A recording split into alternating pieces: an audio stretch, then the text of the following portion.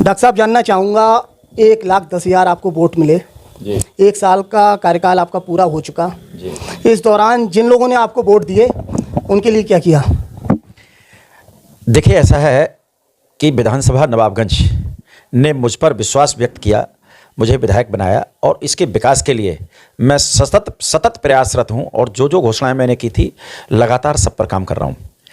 बहुत सारे काम आपको गिनाना चाहता हूं। खासतौर से विधानसभा नवाबगंज की 41 सड़कें पीडब्ल्यूडी के द्वारा, 3 सड़कें अपनी त्वरित निधि के द्वारा जो अभी स्वीकृत हुए हैं, टेंडर हुई है, बने नहीं है, लेकिन 41 सड़कों पर काम हो चुका है या हो रहा है। उदाहरण के लिए आप नगरीय क्षेत्र में सीसी का काम देख रहे होंगे, टांडा सादात में आपने सीसी का काम देखा होगा, पंडरी में सीसी का काम हो रहा है, गांव सुनौर जहां पर कीचड़ भरी रहती थी वहां पर इंटरलॉकिंग का काम चल रहा है। बाकी सभी सड़कें लगभग ठीक हो गई हैं। बड़ेपुरा से अब्दला तक सड़क स्वीकृत हो गई है और एक बहुत ही महत्वपूर्ण नगवा नगला से रमपटिया के लिए जाने वाली सड़क जो कि नहर मार्ग पर है, बीच में नहीं बनी हुई थी तो घूम करके जाना होता था, वो भी स्वीकृत हो गई है। और एक अभिशप्त सड़क कहते थे लोग, चेतराम जी ने जिस पर खरंजा डलवाया था तब से नहीं बन पाई, गोसलपुर से लेकर डंडिया बाबूराम की पुलिया तक, वो भी स्वीकृत हुई है और बहुत जल्दी काम उसका शुरू होगा, टेंडर हो गया है। इसी तरह से एक कॉजवे पेनिया नदी पर स्वीकृत हो गया है। ये काम तो अवस्थापना के हैं। इसके अलावा भी बताता हूँ, 3 इंटर कॉलेजेस पहले से बन के तैयार थे लेकिन चालू नहीं हुए थे। हाफिजगंज, सेथल और बरौर का तीनों इस बार चालू करा दिए गए हैं। भदपरा का डिग्री कॉलेज वो भी चालू करा दिया गया है। नवाबगंज रोडवेज की चर्चा आप जरूर करना चाहेंगे, जिसके बारे में मैं आपको बता दूं। नहीं, पहले डॉक्टर साहब मैं सड़कों पे आ रहा हूँ, फिर रोडवेज पे आऊँगा। जो आप सड़कों की बात कर रहे हैं, जहाँ आपका आवास है उससे मात्र 50 मीटर की दूरी पे 2 रास्ते पड़ रहे हैं। एक भिजोरिया रोड को जा रहा है और एक अम्बेडकर पार्क को जा रहा है जी। इसमें रोड पूरी नहीं पड़ पाई, गड्ढे होने लगे, रोड टूटने लगी। जहाँ से आपका दिन में मुझे लग रहा है 10 बार आना जाना होता होगा, वहाँ के ये हालात हैं। देखिए, मैं बराबर इस पर चर्चा कर चुका हूँ, बात भी कर रहा हूँ। दिक्कत वहाँ पर ये रहती है कि लोग वाहन नहीं रोकना चाहते हैं। सही बात यह है कि सीसी के लिए कम से कम 21 दिन का समय चाहिए, जिसमें सीसी पड़ने के बाद में उसको आराम मिले और उस पर पानी वगैरह डाला जा सके। लेकिन इन रास्तों पर लोगों ने वाहन का आवागमन नहीं रोका, इससे भी थोड़ी समस्या है। बाकी विभाग में मैंने शिकायत की है और अगर ज़्यादा दिक्कत हुई तो माननीय मुख्यमंत्री जी को भी लेके दूंगा मैं। इसमें एक समस्या और आ रही है डॉक्टर साहब, ये जो अम्बेडकर पार्क को जो रास्ता बन रही है, इसमें दोनों तरफ नाले तो है नहीं, क्योंकि यहाँ पे एक नगरपाल का अध्यक्ष पद की तैयारी कर रहे थे सारे खान एडवोकेट, उनने भी यही मुद्दा उठाया था। बोले नाले हैं ही नहीं वहाँ पे, बरसात का पानी है, जो भी पानी होगा कहाँ से निकास होगा उसका, इसीलिए रोड खराब होती हैं। आपकी बात से सहमत हैं। ये मेरे और ईओ के साथ में एक बार बैठ कर के बात हुई थी कि ये रोड बनाने का काम मैं करूँगा, मेरा मतलब है पीडब्ल्यूडी से कराएंगे, और दोनों तरफ से लाइटें लगाने का काम और नालों का काम ये नगरपालिका कराएगी। दुर्भाग्य से नगरपालिका में कुछ इस तरह का चलता रहा जिसके कारण से कोई काम नहीं हो सका, लेकिन ये प्राथमिकता पर है। निश्चित रूप से दोनों तरफ से नाले भी बनेंगे और लाइटें भी लगेंगी, मार्ग आपको बहुत सुंदर दिखाई देगा। अभी तो निर्माण का कार्य जारी है। डॉक्टर साहब, आपने अभी जो उपलब्धियां बताई थी कि कॉलेज आपने बनवाए थे, रोड बनवाए थे, ये आपने क्षेत्र का विकास करा था। ये क्षेत्र का विकास होता है, आपने जो क्षेत्र में जो भी करा है अभी तक, कॉलेज या सड़कें वगैरह। मैंने जनता के विकास के बारे में पूछा था आपसे, जो आपको जिन लोगों ने वोट दिए उनका क्या विकास कराया आपने? कौन सा उद्योग यहाँ पे लगाया जिससे जो लोग बेरोजगार हैं उन्हें रोजगार मिले? कुछ सोचा आपने? क्योंकि उनका तो विकास हुआ नहीं है। जो मतदाता हैं उनका कहाँ विकास हुआ? क्षेत्र का विकास करा रहे हैं आप, तो मतदाताओं के विकास के लिए क्या करेंगे? सचिन जी, बहुत ख़राब प्रश्न है और इसलिए कहूँगा कि ये जो अवस्थापना के काम हैं, सड़कों का काम है, स्कूलों के काम है, ये जनता के ही तो काम है और ये सब जनता के लिए हैं। जहाँ तक आप बात बाकी करते हैं, देखिए व्यक्तिगत कामों की बात मैं नहीं करता हूँ, क्योंकि वो क्षेत्र के विकास की बात, उद्योगों की बात आप कर सकते हैं, क्योंकि वो भी विकास का एक हिस्सा है। उद्योगों के लिए सर फिर ऐसे कह देता हूँ, जो बेरोजगार हैं उनके विकास के लिए क्या कर रहे हैं? क्योंकि 80% लगभग मुझे लग रहा है बेरोजगार हैं, तो मारे घूम रहे हैं। विधायक जी की सिफारिश करवाते हैं, कभी किसी की सिफारिश करवाते हैं कि फैक्ट्री में साहब काम मिल जाए, और फैक्ट्री भी एक सीमित है। तो बेरोजगारों को क्या करेंगे आप? उनके लिए विकास के कोई जो साधन है वो बनवाएंगे आप? आगे सोच रहे हैं? निश्चित रूप से बेरोजगारों के प्रति उत्तर प्रदेश की सरकार बहुत जागरूक है। मैं आपको 2-3 बातें करना चाहूँगा। एक तो हम लोग रोजगार मेले लगवा रहे हैं। अभी एक मेला विकासखंड नवाबगंज के अंदर लगा था। इसके अलावा रोजगार का मतलब केवल जो लोग समझते हैं कई बार कि सरकारी नौकरियां, तो ये कहना गलत है। सरकारी नौकरियों से कहीं ज़्यादा महत्वपूर्ण होती हैं प्राइवेट नौकरियां। सरकार में तो ज़्यादा से ज़्यादा 1 लाख 2 लाख तक सैलरी मिल जाती, बहुत बड़ी नौकरी की बात कर रहा हूँ। और प्राइवेट नौकरियां 10-10 करोड़ रुपए महीने तक सैलरी देती हैं, बस काम करने की बात है।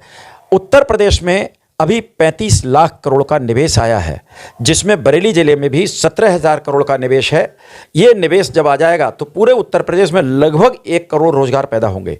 उसमें से कुछ धंधे नवाबगंज के लिए भी आए हैं। एक यहाँ पर बड़ी प्लाईवुड वगैरह की फैक्ट्री लगने वाली है, बाकी और निवेश की बात चल रही है। मैं भी एक औद्योगिक पार्क की बात कर रहा हूँ।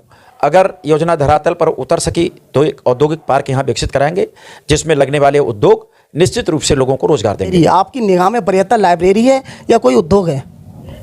शिक्षा हर चीज़ का माध्यम है, रोजगार भी शिक्षा से आता है। और शिक्षा के लिए हमारे क्षेत्र में मैं आपको वो पीड़ा सुनाता हूँ कि जब हाई स्कूल मैंने किया 74 में, उस समय नवाबगंज में विज्ञान पढ़ाने वाला, हाई स्कूल तक विज्ञान पढ़ाने वाला पूरी विधानसभा में अकेला कॉलेज हुआ करता था, आज़ाद Naurang higher secondary school Sethal. वो पीड़ा है, इसीलिए शिक्षा के क्षेत्र को बढ़ावा देने का काम कर रहा हूँ। मैंने 44 प्राइमरी स्कूलों को इस बार फर्नीचर दिया है। बाकी स्कूलों के लिए भी जो आवश्यकता होगी वो करने का काम करूँगा। लाइब्रेरी की बात आप जो कर रहे हैं वो भी मैं बताता हूँ, that is my dream project. और वो इसलिए कहता हूँ कि वो लाइब्रेरी बड़े आदमियों के लिए नहीं होगी। बड़े बड़े लोगों के लोग तो अपने आप किताबें खरीद लेते हैं, घर पे बैठ के पढ़ते हैं। ये उन गरीब छात्रों के लिए होंगी जो महंगी किताबें, खासतौर से कंपटीशन की बुक्स नहीं खरीद सकते हैं, पत्रिकाएं नहीं खरीद सकते हैं। उस लाइब्रेरी से उनको पढ़ने का मौका मिलेगा। उसमें ई लाइब्रेरी भी विकसित करूंगा, और वहाँ पर एक फ़ोटो कॉपियर भी रखवाएंगे, जिससे ई लाइब्रेरी से फ्री वाईफाई कराएंगे। ई लाइब्रेरी से पुस्तक को डाउनलोड करके वहीं फ़ोटो कॉपी निकाल करके एक पुस्तक ले आएंगे, जो किसी भी गरीब विद्यार्थी के लिए बहुत फ़ायदे का काम होगा। डॉक्टर साहब, आपका भी तो मेडिकल कॉलेज है जी, डॉक्टर हैं आप, तो जो स्टूडेंट वहाँ पे एडमिशन लेंगे उनके लिए कुछ आपने सोचा है? अगर कोई गरीब स्टूडेंट आता है तो उसके लिए आपने सोचा है कि इसकी फ़ीस वगैरह जो है वो माफ़ हो जाए या कम हो जाए, उसके लिए कोई योजना है आपकी? देखिए, प्राइवेट कॉलेजेस की अपनी बहुत सारी समस्याएं हैं। एक तो अगर आपने अच्छी सैलरी वाले अच्छे अध्यापक नहीं रखे तो आप अध्यापन का काम बढ़िया नहीं कर सकते। मैं एक सिद्धांतवादी व्यक्ति हूं, मैंने कभी भी बिलो स्टैंडर्ड काम नहीं किया है। तो अच्छे अध्यापक हैं, उनको सैलरी देने के लिए निश्चित रूप से वहाँ पैसे की भी आवश्यकता रहती है। लेकिन इसके बाद भी मैं खासतौर से बताऊंगा, नॉर्थ ईस्ट के बच्चे, नॉर्थ ईस्ट का मतलब मेरा है मेघालय, मिजोरम, आसाम, नागालैंड, उस तरफ के 2 बच्चों को हर साल फ्री शिक्षा देने का मैंने तय कर रखा है। मेरे विद्यालय में इस समय नॉर्थ ईस्ट के बच्चे पढ़ रहे हैं, जो कि जिनको निःशुल्क शिक्षा देता हूं। यहाँ तक कि उनकी जो यूनिवर्सिटी की फीस होती है वो मैं अपने पास से भरता हूं, पुस्तकें उन्हें अपने पास से देता हूं, ड्रेस अपने पास से देता हूं। आपने अभी उस दिन प्रेस वार्ता रखी थी, उस दिन ये बात कही थी कि नगरपालिका यहाँ से दूसरी जगह पहुँचाने का प्रयास किया जा रहा है, तो ये पूरी बात बताएं, क्या है ये? देखिए, नगरपालिका, सही बात यह है कि जो नगरपालिका का ऑफिस है, दफ्तर है, वो, अब मैं किसी एक व्यक्ति को क्या दोष दूं, लेकिन वो एक घोंसले जैसा बना दिया, वो एक दफ्तर लगता नहीं है। और वहाँ किसी भले आदमी के बैठने की जगह भी नहीं है, सदस्यों को बैठ करके एक मीटिंग करने की समुचित जगह नहीं है, चेयरमैन का एक अच्छा रूम जो होना चाहिए वो नहीं है। तो इसको एक समुचित स्थान पर बना करके, जहाँ थोड़ा स्थान अच्छा हो, सबके लिए सही व्यवस्था हो सके, ऑफिस जैसा दिखाई दे, तो शिफ्ट करने की बात चल रही है। कोई जगह है आपके कहाँ पे ये इस तरीक़ा से चेंज, कहाँ स्थानांतरण कराएंगे इसका?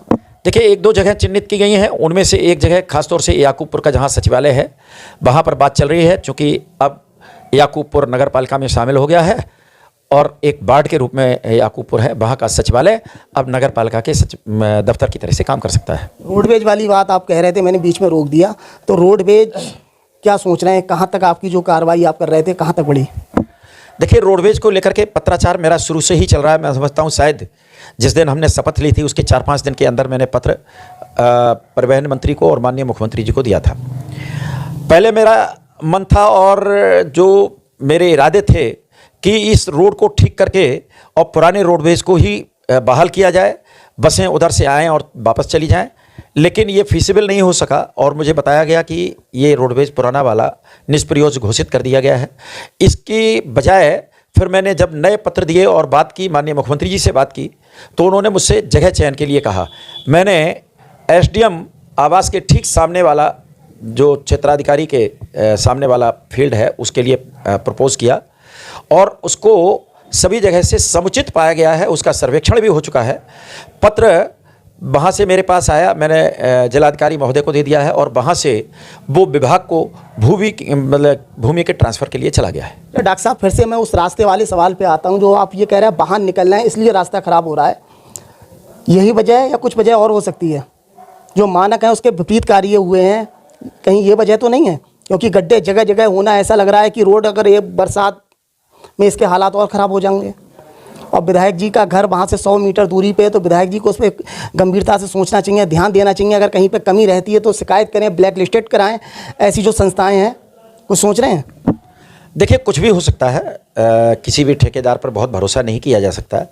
ये भी हो सकता है कि जो मानक हैं उस मानक के अनुसार काम ना हो रहा हो, लेकिन ये भी एक फैक्टर है कि वहाँ पर वाहन चलते रहे। और मैंने जो एक्सीएन है विभाग के, उनको लगातार शिकायत की है। और ज़्यादा अगर मुझे लगा कि काम ठीक से नहीं हो रहा, क्योंकि बात हुई है जहाँ जहाँ ख़राब हुआ है उसको कटर से काट करके पूरा रोड वहाँ पर दोबारा से बनाएंगे। अगर ऐसा नहीं हुआ तो माननीय मुख्यमंत्री जी को मैं शिकायत करके लिखूंगा और कंपनी को ब्लैक लिस्ट कराने के लिए कार्य कराऊंगा। एग्जाम्पल के तौर पे आपको बता रहा हूँ, जहाँ आपका घर है उसके बाहर जो रास्ता पड़ी है, रविंद्र सिंह राठौर के समय में पड़ी थी। 20 साल हो चुके हैं, आज भी रास्ता ठीक है वो? बिल्कुल, ये मैं इस बात की तारीफ़ करता हूँ कि श्री रविंद्र सिंह राठौर जी ने जो काम कराया था वो काबिल तारीफ़ था। क्वालिटी बहुत अच्छी थी। वास्तव में लोगों को इसी स्तर के काम कराने चाहिए, लेकिन कई बार विभागों को बहुत कहने के बाद भी शायद वो उस स्तर तक नहीं पहुंचते हैं जहां उन्हें पहुंचना चाहिए। लेकिन मैं किसी भी तरह से इस क्षेत्र के साथ अन्याय नहीं होने दूंगा, किसी को भ्रष्टाचार नहीं करने दूंगा।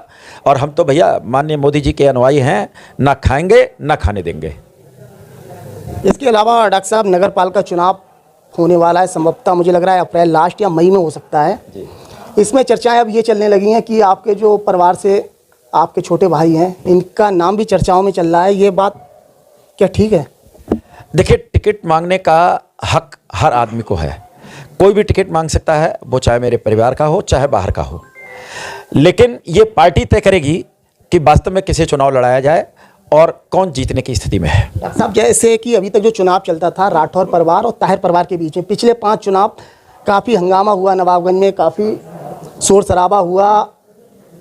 अब ताहिर जो हैं, डॉक्टर ताहिर, वो ये कह रहे हैं हमारे परिवार से इस बार कोई चुनाव नहीं लड़ेगा। तो क्या कहेंगे इस बात को लेकर? अब देखिए, ये उनका निर्णय है, क्योंकि ये मतलब व्यक्तिगत निर्णय हो सकता है। हमें इसमें कुछ नहीं कहना। सीधी सी बात है कि हम तो, हमारे यहाँ पार्टी प्रत्याशी तय करती है, जो पार्टी निर्णय लेगी हम उसके साथ में हैं और उसे जिताने का काम करेंगे, पूरे दमखम के साथ में जिताएंगे। पार्टी जिसे टिकट देगी आप साथ देंगे, आप लड़वाएंगे चुनाव। लेकिन जब आपके भाई अगर दावा कर रहे हैं, उनकी चर्चाएं चल रही हैं कि शायद वो भी चुनाव लड़ सकते हैं, तो आप चाहेंगे कि वो लड़ें चुनाव?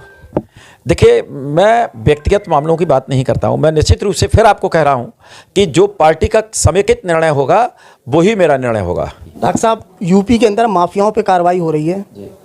जो अवैध कब्जेदार हैं उन्हें हटाया जा रहा है, कब्जा ध्वस्त किया जा रहा है। क्या नवाबगंज में ऐसा कुछ है? क्या माफिया टाइप के लोग हैं या अवैध कब्जा करे हुए हैं? आपकी जानकारी में है कुछ? देखिए, ऐसा है कि माफिया जहाँ भी हैं उनके खिलाफ कार्रवाई हो रही है। भूमाफिया जो नवाबगंज में है वो भी चिन्हित है, मुझे जानकारी है, और उनके खिलाफ कार्रवाई भी हो रही है।